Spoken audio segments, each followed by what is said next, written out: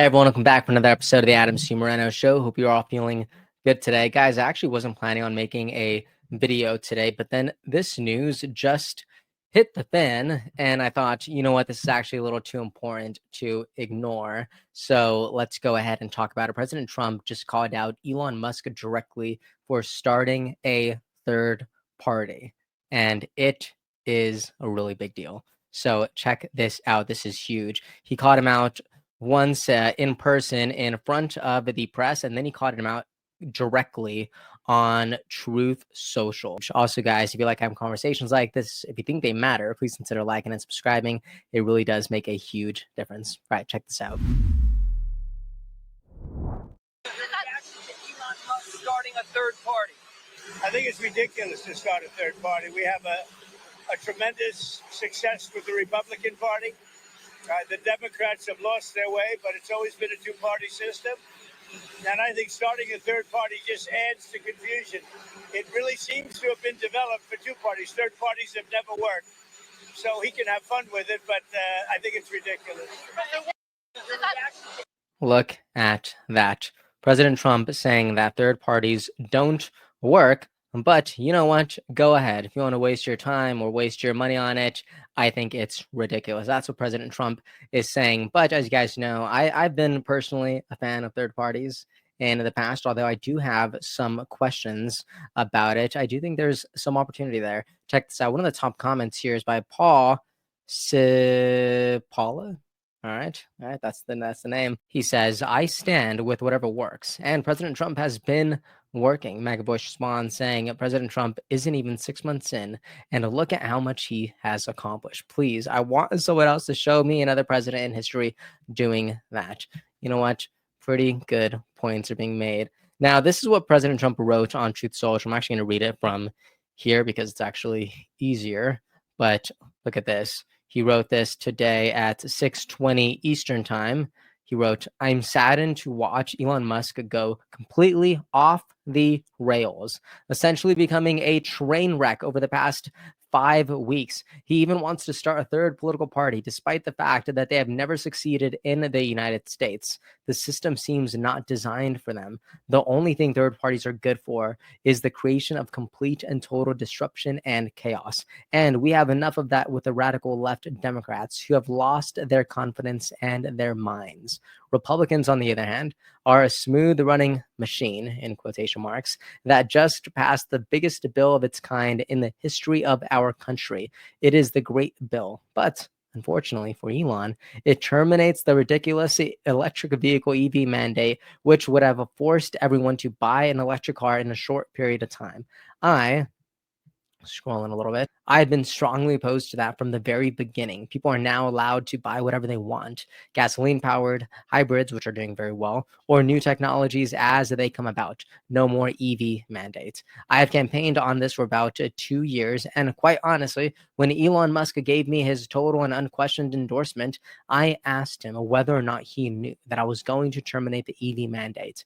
And it was in every speech I made and in every conversation I had. He said he had no problems with it. I was very surprised. Additionally, Elon asked that one of his close friends run NASA, and while I thought his friend was very good, I was surprised to learn that he was a blue-blooded Democrat who had never contributed to a Republican before.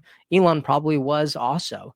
I also thought it was inappropriate that a very close friend of Elon, who was in the space business, run NASA, when NASA is such a big part of Elon's corporate life. My number one charge is to protect the American public." There you have it. There is some blood on President Trump's knuckles right now with both of these statements. This one on Truth Social and this one in person. Also, I know I made a video yesterday talking a little bit more in depth about Elon Musk and third parties. So go ahead and definitely go look into that because I feel like I do a pretty decent job of explaining the pros as well as the cons to this idea. So go check that out. It's a little bit of a longer video, but I do think it's definitely some good. We even bring up an awesome George Washington quote, and I thought it was great. But ever since then, Elon Musk has actually established the third party.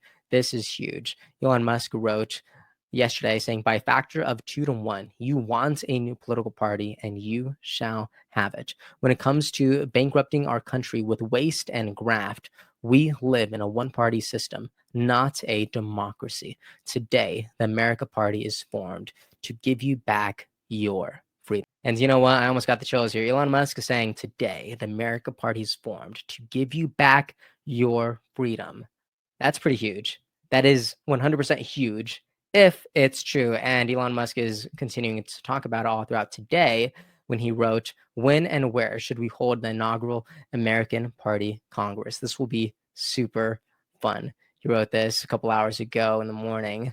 And a lot of people are saying Philadelphia is the place to do it. Look at this. Grok responded to this person saying, "What would be the best place to hold the inaugural American Party Congress?" Grok responds saying, "Philadelphia, the birthplace of American independence and the site of the first Continental Congress, would be ideal. Symbolizes renewal while allowing for fun elements like tech showcases and patriotic celebrations." So very, very interesting stuff. Also, we have this awesome post by Not Kenny Rogers with just a list of some people who are also in favor of supporting Elon Musk's New America Party. Mark Cuban is on this list. Anthony Scaramucci is on this list. Brian Krasenstein is on the list. Thomas Massey, as well as Mike Pence. Very, very surprising.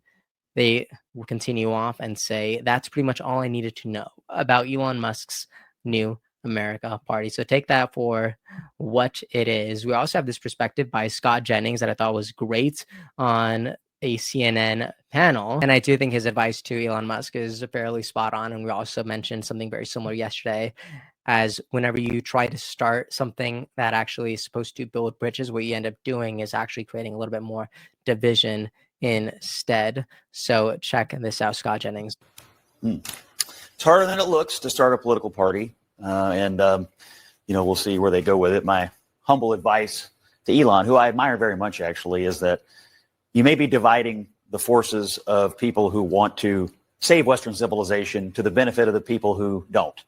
And so to the extent that this effort would divide conservatives and Republicans against each other, that would be helpful, because it would leave the country to people who want unfettered immigration, who don't share your fiscal views, and so on and so forth. So we'll see where it goes. I sort of hope everybody puts the band back together the way they had it back in 2024, because when everybody was working together, things worked quite well. I'm just curious, if they're on the side of Western civilization, what's the other civilization that people want?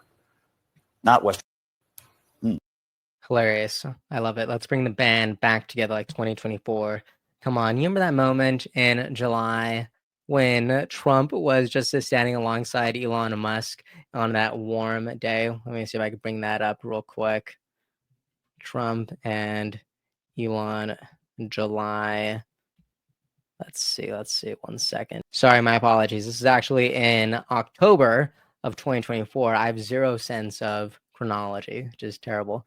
But I mean, look at this. Oh, so wholesome, just embracing each other, trying to save the planet. I miss it. Let's bring back together. I completely agree.